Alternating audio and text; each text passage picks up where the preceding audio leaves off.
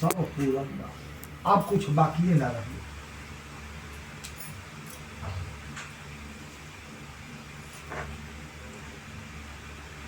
यदि किसी पुत्र ने विधि विधान से माता पिता का दाह आदि कृत किया तो उसको अन्य बहुत से दूसरे दान देने की कोई आवश्यकता नहीं है, और दाहादि कर्म करने मात्र से पुत्र अग्नि हो अग्निष्टोम यज्ञ के फल को प्राप्त करता है। इसलिए माता पिता के मरण पर पुत्र को चाहिए कि वह शोक को त्याग कर बांधवों के साथ पाप को दूर करने के लिए मुंडन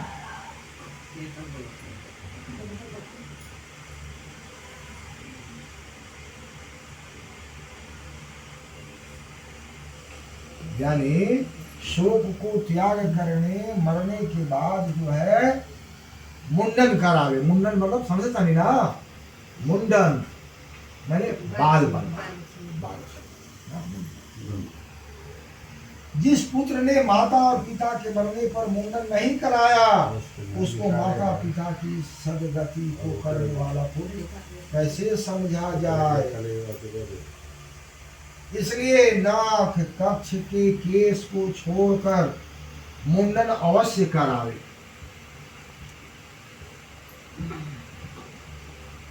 मां सबसे दोष अधिक कौची में लागला, माथा के बाल में। ऐसे माथा के बाल जरूर बनवाए था, वह दोष कारक था। इसलिए मुंडन अवश्य कराएं। तदनंतर बांधों सहित स्नान कर धोए हुए वस्त्र को पहने और गंगा जी नदी अथवा कूप से जल लाकर उस शव को स्नान कराकर चंदन लेपन कर पुष्पमाला पहनाए तथा गंगा की मृतिका का लेपन करे और नवीन वस्त्र से शव को ढक तथा अपसभ्य हो नाम गोत्र का उच्चारण कर दक्षिणा सहित पिंड दान करें। मृत्यु स्थान में 100 नाम से पिंड दे। इससे भूमि और भूमि से अधिष्ठात्री देवता प्रसन्न होते हैं। इसके बाद द्वार देश के 5 नाम से पिंड दान करे, जिससे कोई भी दुर्गति ग्रस्त हुए भूत प्राणी उसकी सदगति में विघ्न न कर सके। तदनंतर पुत्रादि की स्त्री शव की प्रदक्षिणा कर उसका पूजन करे। तब प्रथम पुत्र कंधा दे, बाद में दूसरे बांधव सब एकत्र होकर कंधा दे। ऐसे पुत्र जो पिता का शव कंधों पर रख शमशान घाट में ले जाते हैं उन पुत्रों को पद पद में अश्वमेध यज्ञ करने का फल होता है। बचिया मुर्गा के शमशान घाट में भी अपना कंधा पर लेके चल गए। 1.5 जाला मुर्गा 100 के लेकर के तो एगो अश्वमेध यज्ञ कैला के फल की प्राप्ति होगा।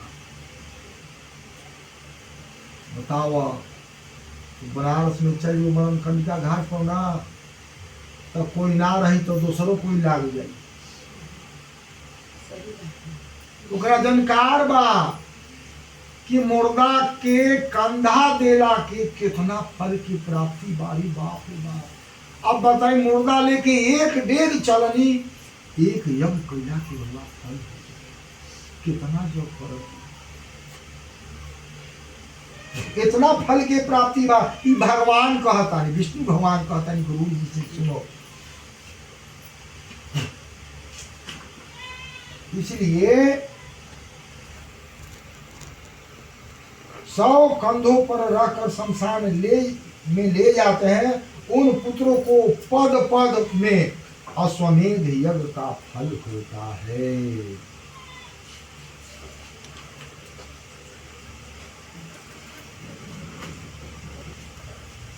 पिता ने पुत्र को कंधे पीठ और गोदी चढ़ाकर प्यार किया था, वह ऋण पुत्र में रहता है। अतः उस ऋण को चुकाने के लिए मरे हुए पिता को कंधे पर रख जो पुत्र शमशान को ले जाता है वह पृथ्वी ऋण से निवृत्त हो जाता है। बाबू माई बेचारा गोदी लेके कन्हैया लेके छोटे छोटे बाल बच्चा के कितना पालन पोषण, उ सब लइकन पर ऋण रहला। यही से माता पिता के जवन पुत्र कंधा ना देस वो स्वर्ग में ना जास, ये नहीं लपट के रह। जे माता पिता परिवार के अच्छा से कंधा ना दे, श्राद्ध ना करे, ओकरो गति मुक्ति बिगड़ जाए। कितनो चालाकी करे लेकिन जाई जमराजे बैतरणिये में गिरी। इसलिए इस प्रकार शमशान के आधे मार्ग में पहुंचकर भूमि को शुद्ध कर शव को विश्राम कराए और उसे स्नान कराकर भूत नामक पिंड प्रदान करे। उस पिंड से पिशाच यक्ष राक्षस दूसरे भी कोई दिशाओं में रहते हुए भूत प्रेत आदि उस पिंड दान की भोग प्रेत शरीर को किसी प्रकार दुख नहीं देते। जो विश्राम पिंड नहीं देते वे प्रेत का मांस भक्षण कर लाते हैं। इसलिए पिंड अवश्य देवे।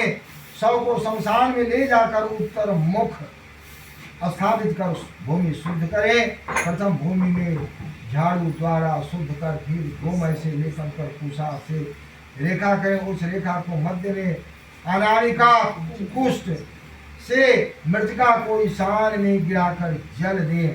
वेद मंत्र द्वारा अग्नि स्थापित करें। क्रव्याद संज्ञक अग्निदेव का पुष्पाक्षत से पूजन कर इस मंत्र से इत्यादि अनुवाक अग्नि की प्रार्थना कर कहे, हे क्रव्याद संज्ञक अग्नि, तुम पंचभूतात्मक देह को धारण करने वाले हो तथा संसार के कारण और पालक हो, इसलिए इस मृतक को स्वर्ग गति को प्राप्त कराओ।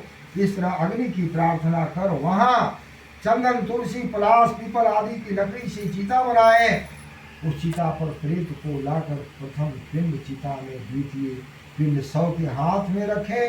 हे गरुड़, यह पिंड प्रेत के नाम से देवे और सपिंड श्राद्ध के पहले जो कुछ करे प्रेत के नाम से ही करे।